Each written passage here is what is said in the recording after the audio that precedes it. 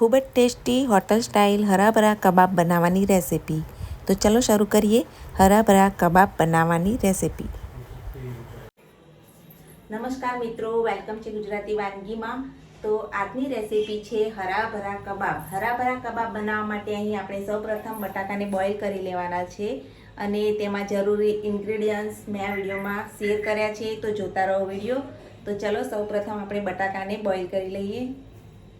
તો મિત્રો થોડું તેલ અને મીઠું એડ કરીને આપણે બટાકા બોઇલ થવા માટે મૂકી દીધા છે અને હવે સૌપ્રથમ આપણે ચટણી બનાવીશું। તો ચટણી શાની બને છે ચલો બતાવું તમને। હવે ચટણી કેવી રીતે બનાવવી તે જોઈ લઈએ। તો અહીંયા મેં લઈ લીધી છે કોથમીર, ફુદીનો, 4 થી 5 લીલા મરચાં, દહીં, ધાણા જીરું પાવડર, ચાટ મસાલો અને બ્લેક સોલ્ટ પાવડર, જે કાળું મીઠું કહેવામાં આવે છે, તે લઈ લઈશું। તો ચલો બનાવીએ ચટણી। જારમાં લઈ લઈએ કોથમીર, ફુદીનો, લીલા મરચાં, કાળું મીઠું, થોડો ચાટ મસાલો, ધાણા જીરું પાવડર અને ઉપરથી દહીં એડ કરી દઈશું। તો ચલો હવે ચટણી ક્રશ કરી લઈએ।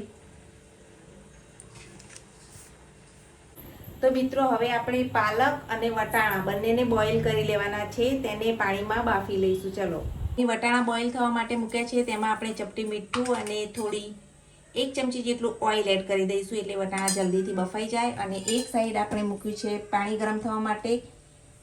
તો ચાલો તેમાં આપણે પાલકને બોઇલ કરી લઈએ। તો જુઓ અહીં પાલકને સરસ મજાનો ધોઈ દીધો છે અને આપણે તેને બાફી લઈશું। પાલક ને વટાણા બફાય ત્યાં સુધી બટાકાને મેશ કરી લઈશું। સ્ટેપમાં બોઇલ કરેલા વટાણા,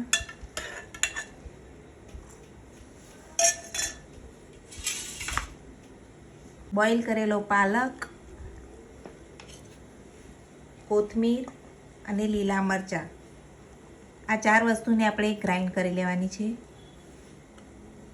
પાલક અને વટાણાની જે પેસ્ટ બનાવી આપણે, તેમાં મેં પાણી બિલકુલ એડ કરેલું નથી।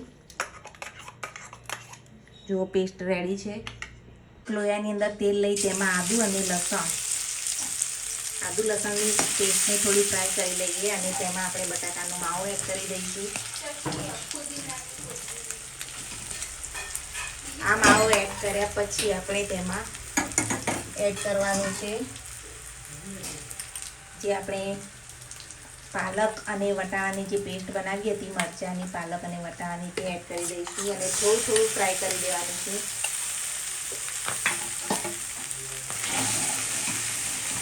તો આ રીતે એને થોડું ફ્રાય કરી અને પછી લઈ લેવાનું છે।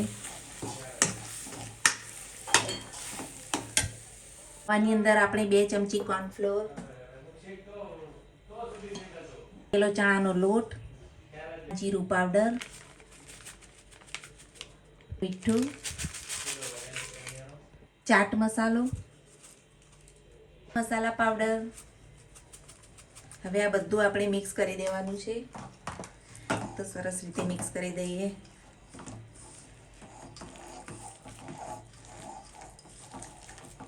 અને બધું ગ્રીન માવો જ રેડી કરવાનું છે।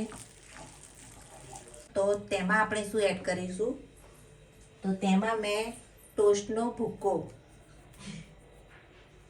ભૂકો એડ કરી લેવાનો છે, અથવા તમે બ્રેડ ક્રમ્સ પણ એડ કરી શકો છો। ફરી એકવાર મિક્સ કરી અને તેની ટિક્કી બનાવી લઈએ।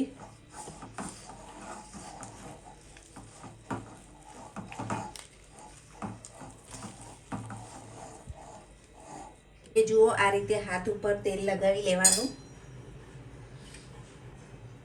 અને આપણે વડા રેડી કરી લઈશું।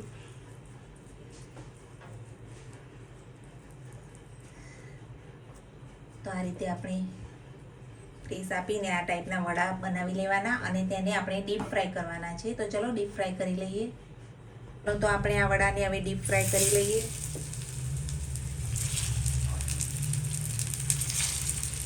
જો આવી રીતે એને ગોલ્ડન બ્રાઉન કરવાના છે। તો વડાને આ રીતે પલટાવી લેવાના છે અને તેને એકદમ ગોલ્ડન બ્રાઉન કરી દઈશું। અને જો આપણા મસ્ત મજાના હરાભરા કબાબ રેડી થઈ રહ્યા છે. હરાભરા કબાબના વડા ઉપર આ રીતે કાજુ આપણે ફિટ કરી દેવાના છે અને કાજુથી ડેકોરેટ કરી દઈશું. અને અહીંયા પણ જુઓ તૈયાર થઈ રહ્યા છે. તો આ રીતે આપણે બધા વડા તળી લેવાના છે.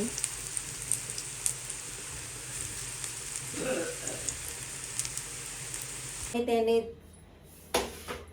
વટાણા અને અહીં જુઓ કચુંબર, બીટ, ટામેટા, ડુંગળી, કોબીજ અને આ ગ્રીન ચટણી સાથે સર્વ કરીને એન્જોય કરી શકો છો. મિત્રો તમે જોઈ શકો છો આપણા હરાભરા કબાબ તૈયાર છે.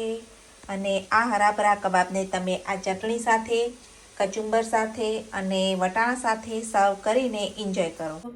તો આજનો વિડીયો પસંદ આવ્યો હોય તો લાઈક, શેર, સબસ્ક્રાઈબ જરૂરથી કરજો. Thanks for watching my video. Thank you.